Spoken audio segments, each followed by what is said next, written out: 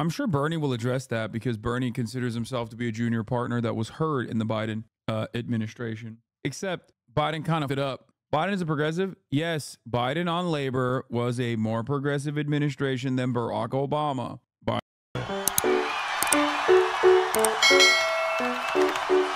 You and your reporting. You have been ahead of the curve on so many of these issues for so long. Here you go, chatters, you animals, all of you that are like, oh my God, Hassan Minhaj. Hassan Minhaj talked to Bernie Sanders. Can you please watch the Hassan Minhaj? Hassan Minhaj. There you go, dude. Okay, here it is. Here, let's listen to what he had to say. Increasing the minimum wage, free tuition, LGBTQ rights. You've been talking about universal health care since Star Wars A New Hope was in theaters in 1978. Essentially, what you've been doing for the past 40 years is just doing what I do with my kids. Put on your shoes. Put your shoes on. Stop. Put your shoes on. Put your shoes on. Please, for the love of God, put your shoes on. The health care is a right of all of its people. That health care is a right of all people. Health care is a right of all people. Health care is a right of all people. Health care is a right of all people. You've been saying put your shoes on for the past 40 years. Senator Sanders, do you ever feel like blowing your brains out? Occasionally. Because my daughter is in the first grade. She hasn't even gotten to the first grade. And Sounds like you feel like blowing your brains out. Daily, Senator Sanders. Oh, don't do it. It's not the solution to the problem. Look.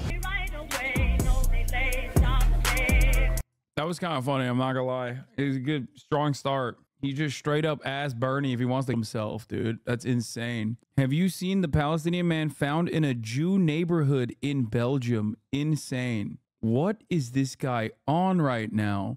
What is a Jew neighborhood? Bro asked this since 425, literally 4 minutes ago. Like what? 1, 2, 3, 4, 5, 6 times, bro. Palestinian man was found, found dead in Belgium with hands and feet tied to a tree. An investigation was launched as suspicious death of a Palestinian man found bound in Antwerp's Stadspark, with allegations of a possible racist attack or lynching. Public prosecutors waiting autopsy results to determine if it was on Wednesday evening, 26-year-old Palestinian man was discovered hanged from a tree.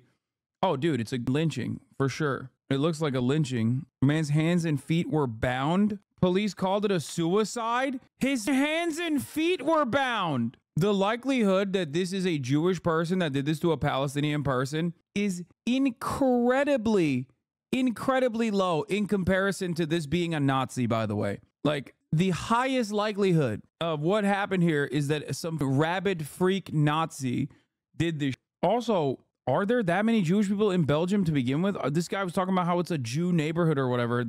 Is there a thing in Belgium? You don't understand. That park is the most protected park because Jews live there. Brother, what are you talking about, dude? You're making it seem like Jews are living in the forest or something. What the?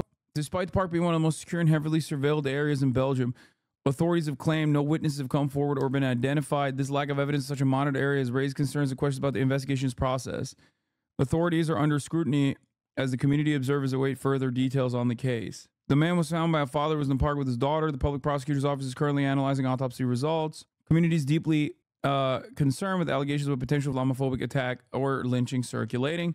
The man's janazeh funeral is scheduled for tomorrow as the investigation continues to uncover full details of this troubling case. It does not appear at this investigation that there was any intent or third-party intervention, the prosecutor stated. Dog, I don't know what the f going on with the cops in Brussels. The park is right next to Diamond Jewish Quarter. About 29,000 self-identifying Jews live in Belgium today, constituting 0.25% of Belgium's population. I'm from Antwerp. Antwerp does have a large Jewish community, but the city park is not in the Jewish district. I can't comprehend how they could look at a situation that says that they don't believe it's when the headline literally says the dude's hands and feet were tied. They were bound. The autopsy did not clarify the cause of death, so all leads remain open. Yeah, this is insane. The fact that there's anybody, then it's not in a Jewish neighborhood. Dude, no one at any point said that this was, except for that one chatter who said, it happened in a Jew neighborhood, who was saying that to be like, the Jews did it, okay? There's no evidence of any of that. And like I said, the likelihood of this potentially being a Nazi that did this is much higher in my opinion. Your first article said it in the first paragraph, but you skipped it. Chatter said that it's not in the Diamond neighborhood. But the first article I read said it was the Diamond District, which is where a high concentration of Jewish people live. I don't know. There is definitely, there's definitely a lot that's like confusing and suspicious about the story. Anyway, let's get back to this. Ladies and gentlemen, Senator Bernie Sanders. Yeah. There's almost as many people that will be here as there were last night. Senator Sanders, do you need a little... How's my hair? Jane? Oh, you're on? How's it? Yeah, it's fine. Okay. That's fine. You know there's a barbershop over there we can get you. No, we can get you. No, I'm not kidding. I'm not kidding. This is true love. This is real love. This is Sanders, this is real love. Senator Bernie Sanders, thank you so much. My pleasure. I want to start by exposing a secret about you. I know this is going to be a little intense, but it's going to shock the conscience of the American public. Senator Sanders, how tall are you? 6 feet. Television makes you short and because- fat. And for some reason, no matter how I sit, I look fatter than I am. I'm not that fat, folks. You're not but fat. I am 6 feet. I'm not fat shaming you. But there is this notion that you're a short king, but you are a tall comrade. Now that we've gotten through the important stuff. All right. Let's get to it. Let's get talk to about, let's get to the real stuff. Yeah. As someone who has covered the DNC for a long time, I've been there. It's felt electric in a way that I haven't felt in a long time. But I'm also seeing Democratic Party leadership and solidarity like I've never seen before. There's no sneak dissing, there is no disorder, there's no infighting. Progressives and neoliberals arm in arm. Senator Sanders, we had yourself, AOC, and JB Pritzker, a billionaire, all on stage together. So my question to you is, are we witnessing the rise of a more unified Democratic Party, or is this a Donald J. Trump is an existential threat one-off? Well, it depends.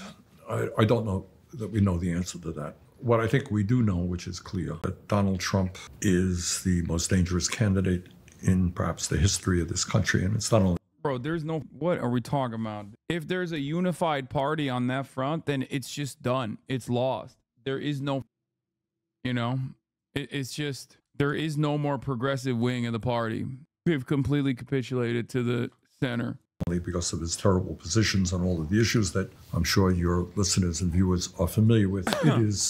He is an authoritarian personality and will move this country in an authoritarian direction, the likes of which, I think it's hard to appreciate. So he's extremely dangerous. And I think what that reality has done is brought a whole lot of people to say, hey, you know what? We got to defeat this guy. We have to. Biden has the most progressive agenda of any president since FDR. Why are we talking about him like he's Bill Clinton? I'm sure Bernie will address that because Bernie considers himself to be a junior partner that was heard in the Biden administration. Except Biden kind of it up. Biden is a progressive. Yes, Biden on labor was a more progressive administration than Barack Obama. Biden on labor and labor alone. And in terms of how he communicated a lot of these like radical, progressive, you're digging, bro. Oh my God. Dude, I literally said I was not going to vote for him. What? Like, why do you think I have any reason to lie about this? I have said I was not going to vote for him. Oh my God, bro. Like, Biden's labor record is above and beyond in comparison to previous Democratic leadership, especially in recent history. Previous Republican leadership, especially in recent history. Okay, you said it 30 minutes ago, lol. Yeah, actually, I'm lying. I'm gonna write his name in now. Now that I'm thinking about his record on labor, I'm going to write his name in. So Kamala is more progressive than Biden. Kamala is nothing. We don't know. All we have are her policies, which she surprisingly, at this point, confusingly, has none. So I don't know. It's funny because I've said that over and over again.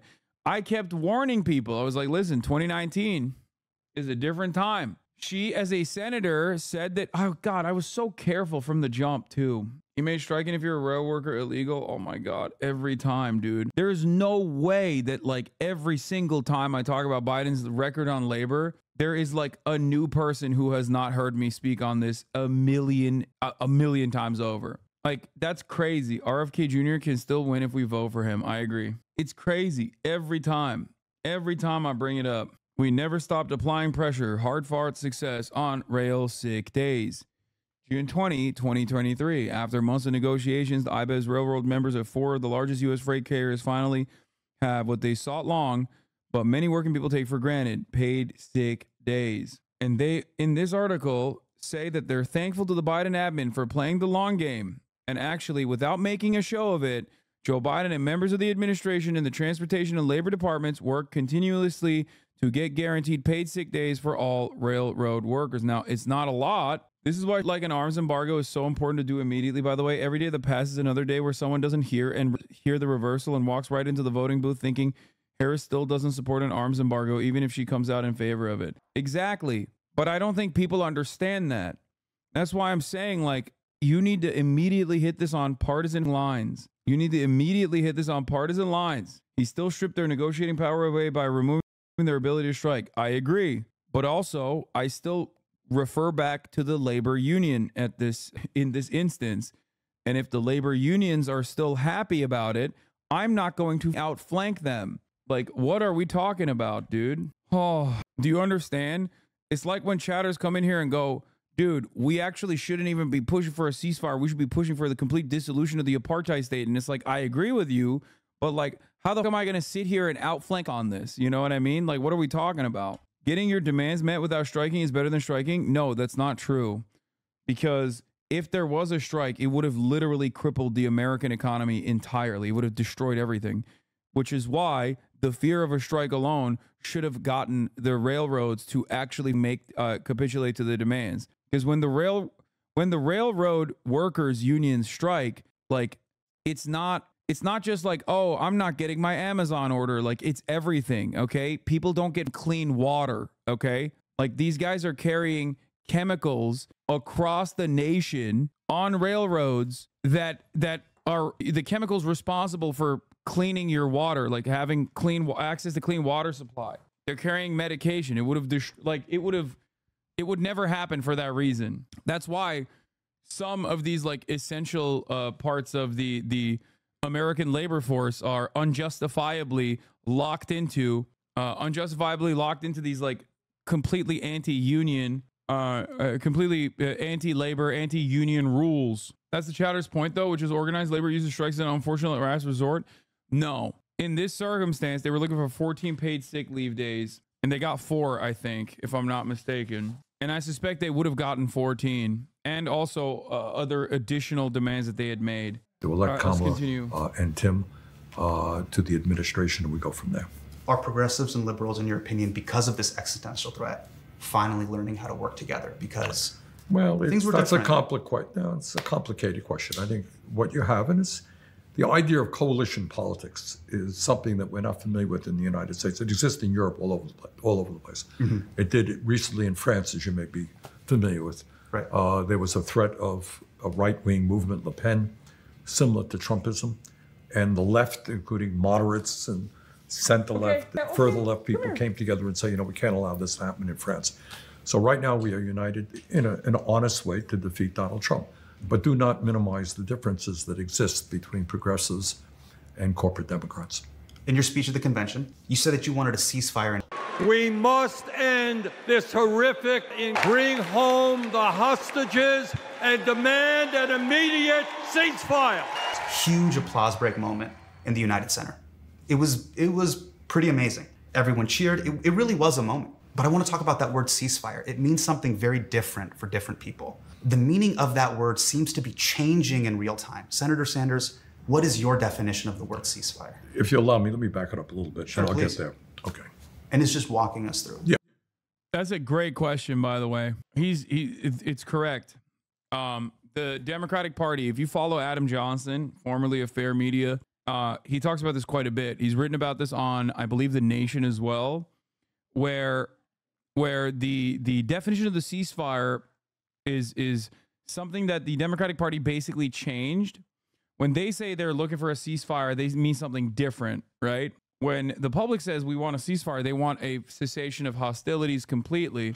Whereas the Democrats keep saying, oh, we're working towards a ceasefire. And it's like, originally they used to say a temporary ceasefire, temporary halt. Then they started saying ceasefire. And then obviously the Israeli government's understanding of a ceasefire is very different than the Democratic Party's understanding of a ceasefire. They used to say humanitarian pause. Yeah, remember.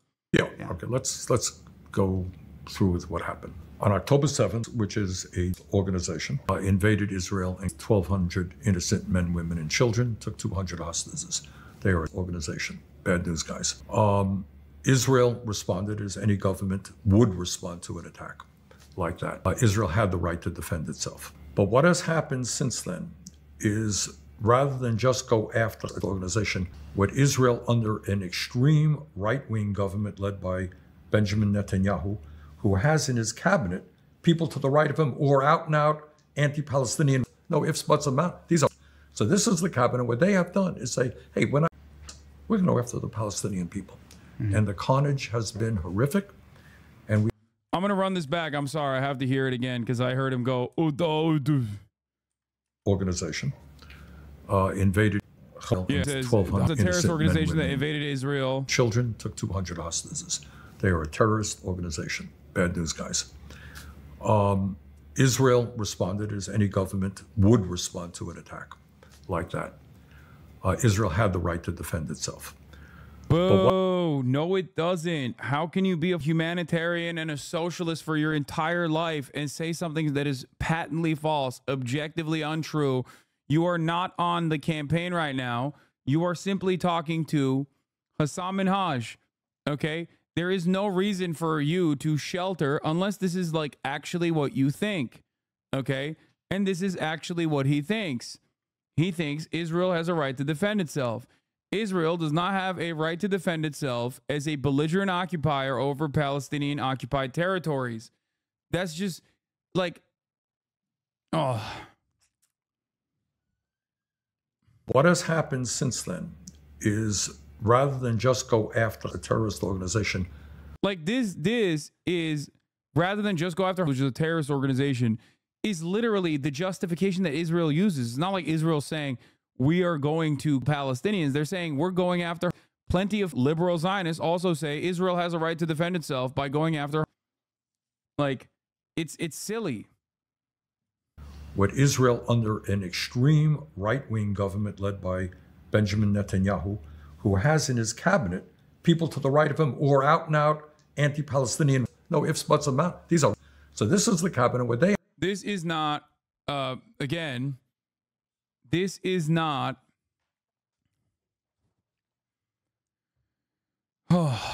this is not unique to like Itamar Ben-Gvir, Benjamin Netanyahu, Bezalel Smotrich. Okay? This is something that like Israeli society, according to numerous polls since October, specifically, and this is Israel's own designation, the Jewish society in Israel, the Jewish demographic of Israelis, have been overwhelmingly in support of, if not demanding more of. Okay? If you don't personally come to this conversation with this recognition, then, and you try to single out like individuals, you fail to comprehend the severity of the problem. You literally end up lying by omission. You end up in denial of reality of a country that literally had pro-rape riots. A country where by the latest polling, okay, 66% of them said they didn't want the people who are being investigated for rape to have any trial. And only 21% said they think a trial should take place. That right there is how far out Israeli society is. Now, let me explain something to you. You might be wondering, well, if Israel is so crazy, why did they even do a trial, or why did they even detain some of these rapists in the Sdei Teiman facility to begin with? The answer is simple. It's complementarity, okay? A principle known as complementarity dictates that as long as Israel is prosecuting some of its own for some of the work that they engage in, then they can use that as a shield to not get prosecuted by the ICC. And that is the reason why they did that. Okay? They have to at least play pretend, like they're playing by the rules, like there is a democratic process. Okay? That's the reason why they did it. And even then, Israeli society was like, no, we're not doing that. Get out of here. They have done is say, hey, we're not just going to go after, we're going to go after the Palestinian people. And the carnage has been horrific. And we are looking at the worst humanitarian disaster, one of the worst in modern history. And I've been on the floor talking about this a whole lot. So it's not just 30,000, they got a population there in Gaza, 2.2 million, 30,000 dead, mostly women, children, and the elderly. Hassan, nobody in the U.S. politics is going to do anything about Palestine. You being pro-Palestine, what's the point of talking about elections, let alone siding with Kamala? I know this is basically your job, but it still doesn't sit well. All right, take a week off and really matriculate. Let that sit in your mind a little bit, and then come back with like a normal ass attitude. Over 80,000 injured, mostly women, children, and the elderly. Yes. You got 1.8 million people, 3/4 of the population displaced. You got it? Taken out of your home. Yeah. Oh, and then you moved again, and then you moved again. And it's a young population, a lot of children, okay? You got 65% of the housing damaged or destroyed. Got that? Right. So we don't know where these people are going to go back to. There are 12 universities in Gaza. Guess what? Every single one of them has been bombed. They had a fairly decent healthcare system, systematically destroyed. Very few functioning hospitals right now. You got no electricity in Gaza right now. And then as a result of Israel's efforts to deny humanitarian aid, to block humanitarian aid, you're now looking at the possibility of mass starvation, and children right now are malnourished. And I don't think Israel should be going on the offensive, but I think you lose a lot of people saying they have no right to defend themselves after losing civilians. 10 months of doing so is obviously not a defense anymore, though, of course. Oh, my expectations from Bernie Sanders is higher because he is one of the only politicians in American politics, as a prominent Jewish politician, that has actively talked about conditional weapons transfers to Israel far before October 7. Even talking specifically about like denying any, putting sanctions or denying any aid to Israel whatsoever. Okay. What is shocking to me is that he keeps repeating falsehoods.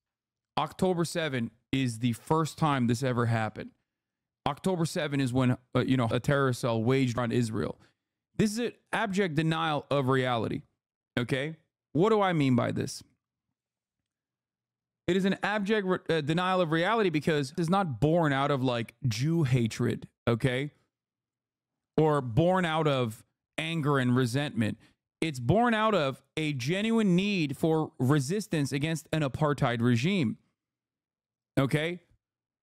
So saying like, oh, well, on October 7, they did this, and then Israel had a right to defend itself, literally just rips away necessary context in this equation.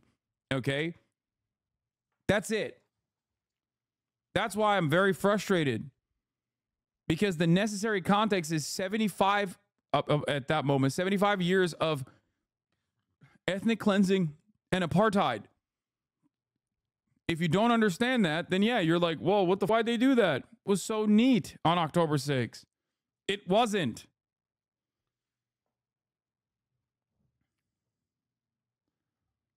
Okay? It wasn't. And I understand as a prominent politician, like what you can say and what you can't say. Okay? But there's a better way to not engage in any kind of apartheid denial. Do you understand? Does not justify war by either side. Man, shut up. I never said that, okay? You're just advocating against a position that I do not hold. Analysis does not mean justification. Shut the up. But you have to come at it with a level of understanding that, like, yeah, obviously people are going to resist against an apartheid. Like, what are you talking about? That's the problem here, okay? And while on October 7, there were Palestinian resistance groups that engaged in actions that can be accounted or that can amount to terror, okay? Like targeting civilians, okay? This kind of is understandably, it's what terrorism would be considered, okay? The reality of the matter is, by and large, these actions did not stem from anti-Semitism. That is the pro-Israel argument.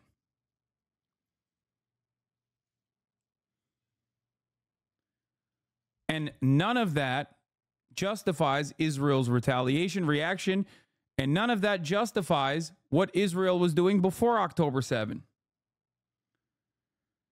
Oh.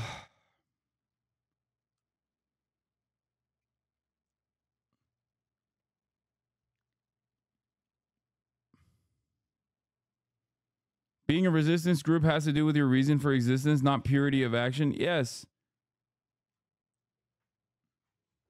And by the way, post October 7, and I've openly stated this time and time again, consistently saying her terrorists, actually also, once again, works to favor Israel's actions. Okay, you're laundering Israeli propaganda because as a violent resistance group is currently in a defensive posture against a belligerent occupier. They have the right to IDF soldiers in Gaza.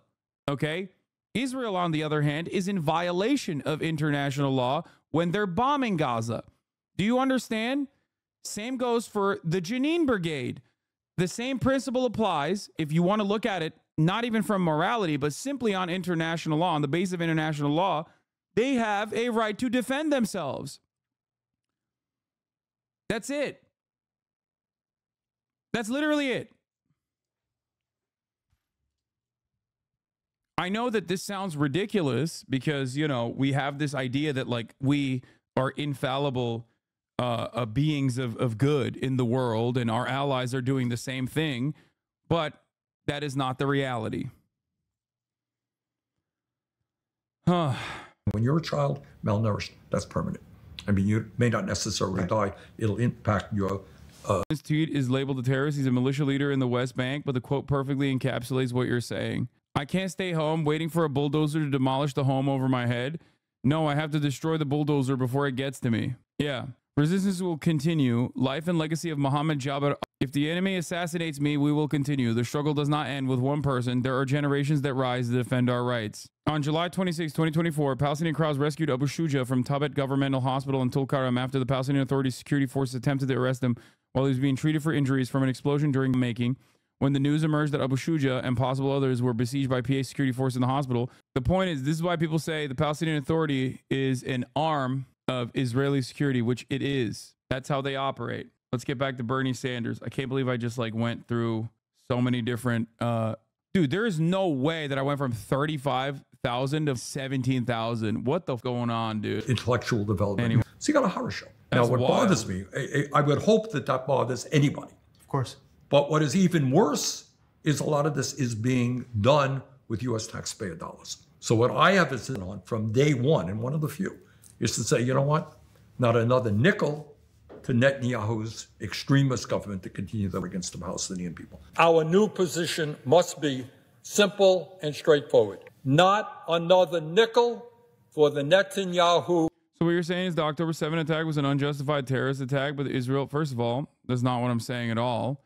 But Israel has no right to fight back, even if it's just one specifically against because they deserved it, but the attack is still unjustified. No. This is a very nuanced and nothing burger position. Did the U.S. have any right to fight Al-Qaeda after 9/11 then? In what capacity? Wait, what? You say yourself that America deserved 9/11? Wait, what are you? I can't tell if you're in agreement with me or if you think that you're disagreeing with me, but while you're simultaneously agreeing with me. Israel set the standard and conditions for October 7 to happen. Many Israeli officials recognized that ahead of time and literally said that October 7 or a likely scenario like October 7 could potentially happen if Israel continued increasing the pressure on the West Bank, okay, which they did. Israel also personally moved military units away from the envelope near the border wall to the West Bank in an effort to conduct purges and pogroms in the West Bank. These were all of the major reasons as to how October 7 happened. Israel is mostly responsible for October 7. That is not a position I've strayed away from. That doesn't change the reality that October 7 had a litany of atrocious actions that took place, including mass death of civilian casualties, okay? Having said that, however, yes, Israel had no right to retaliate against. Okay, Israel should have, just like the United States of America should have, I think post 9/11, not done all that they did. Perhaps done the opposite of what they did. Okay, it shouldn't take 11 months and for many people to come to the conclusion that there is no military solution to is just a name. Okay, what they are doing is resisting against an apartheid. If it's not, it's going to be two. As a matter of fact, itself is originally not a violent resistance group. Okay, so an Islamic charity that turned into a violent resistance group. Ridiculous. I usually agree with you, but I don't think doing nothing was an option either. No, doing something was dealing with politically. Okay, they made their demands known immediately after October 7. They wanted to do a transfer of hostages in Israeli prisons. They wanted a port so they could actually trade and a bunch of other. That was the reason. That's what they demanded. They haven't really strayed away from those demands since October 7. Israel should have immediately gone to the table and been like, all right, let's do it. Let's do something. Let's deal with this a little bit better than the way that we are going to deal with it. Of course, that was never going to happen. That was never going to happen. Israel immediately started literally before they even rid Israel proper of any kind of resistance forces inside of their own boundaries. You're being idealistic if you think they would ever handle it that way. I'm not saying that that was going to be the likely scenario. I'm simply telling you what they should have done. What are you talking about? What kind of relitigation of events are we having here? You ask me what you think should have happened. I'm telling you what I think should have happened. Then you go, oh, they would never do that. I know that, dumbass. I know that because they didn't do that. And what they ended up doing was immediately start before they even purged their own, like before they even maintained security internally inside of Israel proper. They started their own citizens in the kibbutzim. Government, if their present policies continue. As we speak, there's more military aid going to Netanyahu, and I'm going to do my best to block it. Do I think we'll win? No. But there is a provision that you have to block that kind of military aid, and I will do my best to block it. As I read and internalize the news, they're giving me these updates on the negotiations, and it feels almost like the iTunes user agreement, where it's, we all want a ceasefire, but ceasefire if, ceasefire but. Help me understand that. Well, Is I it can't. conditional or an I mean, unconditional? look, you're asking a very fair. Chad, did he game earlier? Because why the viewers so low? I had a I had a 5-minute F, and it's Jover after that point. It's not because I've gamed. Shut up. Yeah, I mean, every other day there's more information like this, obviously. IDF knew more than it was disclosed about impending attack on JIT, sources reveal. IDF doubles down that it was only given general warnings. Fair question. Okay.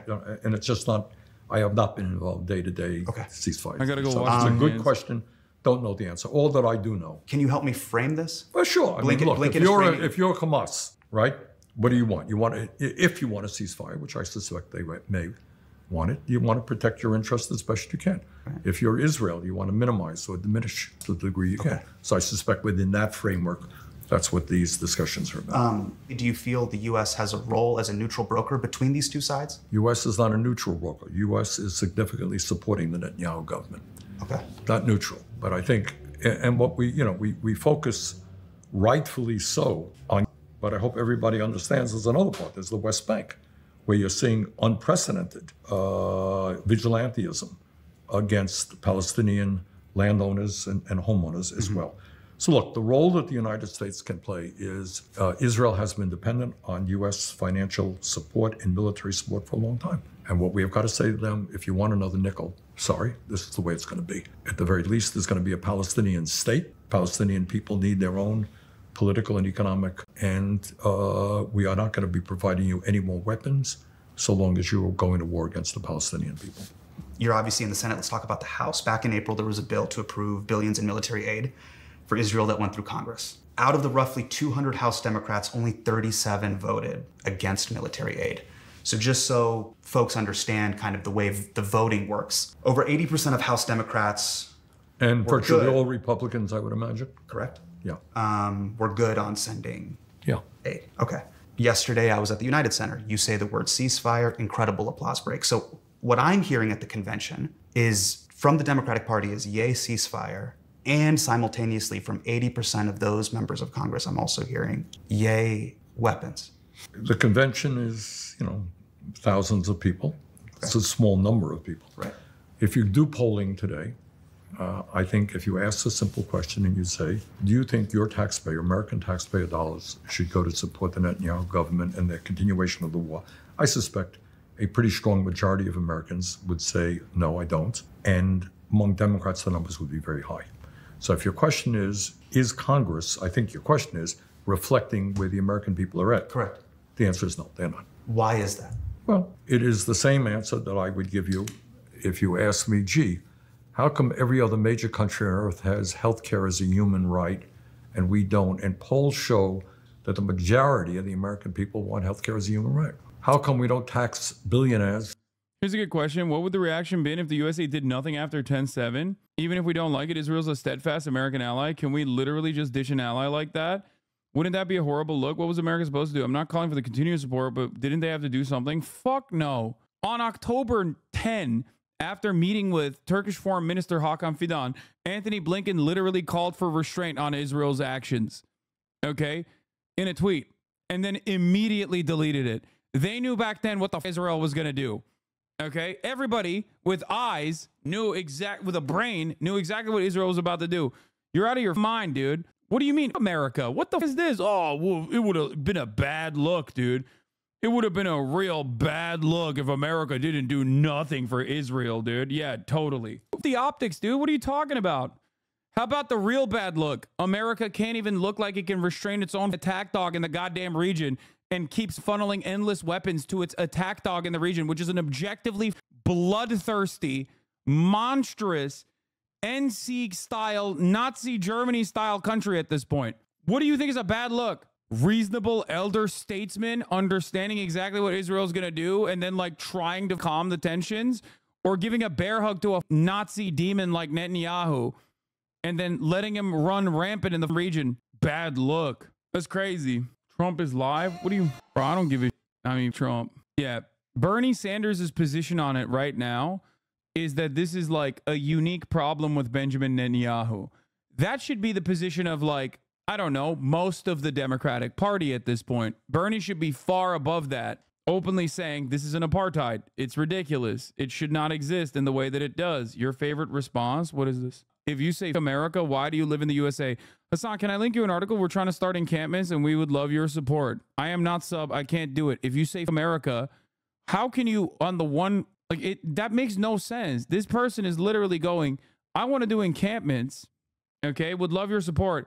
And then simultaneously being like, if you say America, why do you live in the USA? Why do you want to start an encampment? Bernie was saying the whole cabinet under Netanyahu was racist, not just Netanyahu himself. Oh. At a higher rate when the American people think we should. And the answer to all of those questions is the same. And I tried to talk about that a little bit last night. It is the role of money in politics. So right now, both major political parties, Democrats and Republicans, are funded very heavily by the wealthiest people in this country. And if you were a billionaire and you wanted to start a super PAC, you could put hundreds of millions of dollars into campaigns to defeat people who opposed you and to support your friends who will support your agenda. 2 out of those 37 House members. Chad, I ran the 3-minute ad break when I was offline, like, or when I lost connection. Like, it was one of the things I did. Probably the reason why so many people left too. They thought, oh, it's over. The stream is done. That voted against the weapons bill were Jamal Bowman and Cori Bush. That's right. They recently lost their primaries. Why did they lose their primaries? Well, that's good. And they lost their primaries because a super PAC, AIPAC, put an unprecedented amount of money. I was involved in both of their campaigns. Jamal's more than Cori's, but we helped Cori raise money. And the reason is the billionaire class does not want strong opposition to the billionaire agenda. And in Jamal, you had somebody who was strongly opposed to it. And it's not just on Israel, where his views were not probably dissimilar to mine or Cori's, but on other issues as well. So what you got, and let me repeat this because it's not talked about enough. Yeah, do we have a democracy? Yes, you can go out and vote. That's great. And please, everybody, go out and vote. But what most of you cannot do is put hundreds of millions of dollars into a super PAC to elect candidates you want or defeat candidates you don't like.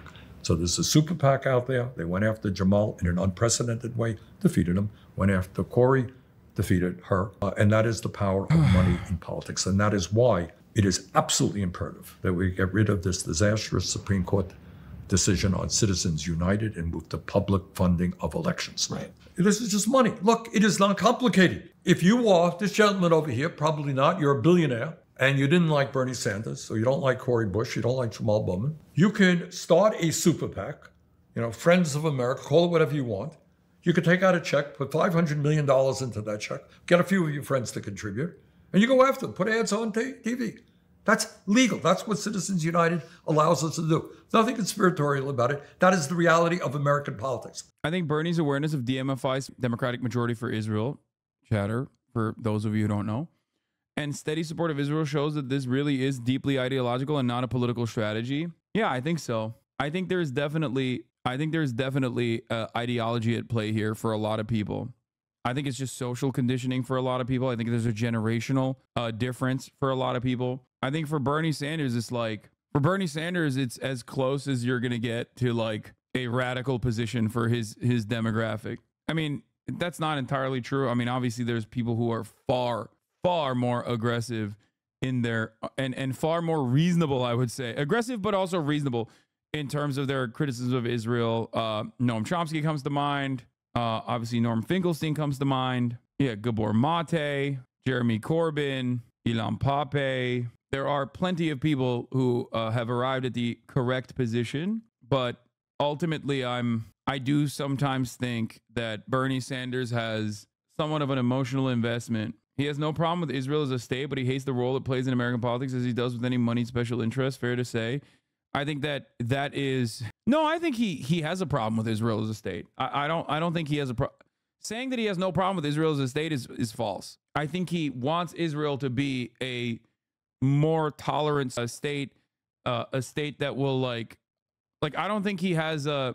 I've never heard him, for example, say Israel has to be a Jewish ethnic majority state. You know what I mean? Like I think that as a Jewish American who is a socialist, a lifelong socialist, I think he believes in two secular states, right? Which is naive at this point. Not even naive, but I think basically a denial of reality. Like he believes in this like utopian Israel that has never existed and will never exist. And I think that's where ideology comes into play. Does that make sense? You got your wish. Breaking news. Joe Biden calls for an arms embargo and Kamala Harris separates herself from Joe Biden by saying she will personally take up arms and storm on foot. You idiot. Yeah. Kamala Harris is riding with Israel. Joe Biden no longer with Israel. Joe Biden says he's sending in NATO to invade Israel. Kamala Harris says she will defend. Kamala Harris says she will defend. She will do a people's revolution to defend Israel from Joe Biden and NATO. He's kind of obsessed with the early labor socialist propaganda of Zionist Israel, like the kibbutzim, the Soviet art, the worker union. He just misses the whole point where Israel isn't real. It's just nostalgia goggles. Yeah, I think so. Like that's where the ideological division comes into mind, I think. Maybe Bernie's like my 19-year-old brother who's been to Israel 3 times now and identifies as a labor Zionist. That's so funny. Like it makes sense for Bernie to have that position. Your 19-year-old brother should not have that position. That's like 3 total people in Israel, dude. Like Bernie's generation is the last time such an ideology existed. You know that, right?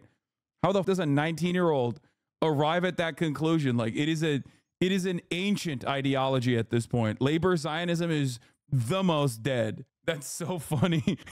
That's cool. I've tried to explain it to him and he's too history nerd pilled. Okay, but like, does he not realize that that's not like a thing that happens anymore? Like what's the Labor Party look like in Israel currently, for example? You should ask him about that. Labor Zionist is about as dumb as MAGA communists. No, there was a point where it was a real thing. It's just so funny that like it is completely perished. Anyway, the one guy you interviewed is one, but yeah, which guy? No, the people that I interviewed are not labor Zionists. They're anti-Zionists. Ofer Kasif is not a labor Zionist. He is what?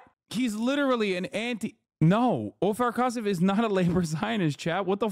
He's a communist and an anti-Zionist. What are you talking about? He literally said, Zionism. He said anti-Zionism is the moral position. Anti-Semitism is a crime. Anti-Zionism is morality. You know who is a labor Zionist? One of the only sitting Israeli politicians, the current president of Israel. He's a labor Zionist. You guys should check out his opinions on miscegenation. That's going on in both political parties. Check out the amount of money that billionaires are now contributing both to the. Einstein kind of was one, yes. Except at that time, even at that time, with the rose-tinted glasses that many labor Zionists were looking at Israel as a nation-state project, Einstein was one of the few people immediately who was like, "Oh, this is, bro, don't do this." He literally said, "Don't do this. This is some straightforward." Yeah. Republican Party and the Democratic Party. And that will answer your question, I think, not only about, it's why we don't have health care as a human right, why we have massive income and wealth inequality, why we have a corrupt tax system, why we are not able to send our kids to make it affordable, et cetera, et cetera. It's money. Money talks. I want to talk about your career in politics. You have been propping open the Overton window for the past 40 years. And 8 years ago, a bunch of my friends were just hunched over a laptop on Reddit, vaping, on their phones, just going, you know what? That makes a lot of sense. Does it ever get exhausting seeing how slow it takes for the electorate to eventually catch up to ideas that feel so basic? They feel basic, but there's an idea that I think people don't comprehend, is that the people on top have enormous power. Just think, I'm a little bit older than you. I think the American left have ideological issues mainly because of where they live. But even in Western imperial countries like France, the left, Mélenchon and his party refused to condemn the October 7 attack. I don't know. No, it's America is on overdrive. We don't do normal imperialism. Like, we are the imperial core. We are the empire. We are the power. Okay. And we have no robust, active, working left-wing politics. Okay. We don't have any real left politics in this country. That's not a thing. I'm crying. What is labor Zionism, please? It's one of the many ways in which early Zionists tried to package Israel, the Israeli project, as like a socialist project, okay? A pro-labor socialist project, a utopia. They told the religious people that Israel had a religious reason for existing. They told the socialist Jews that this was a socialist project.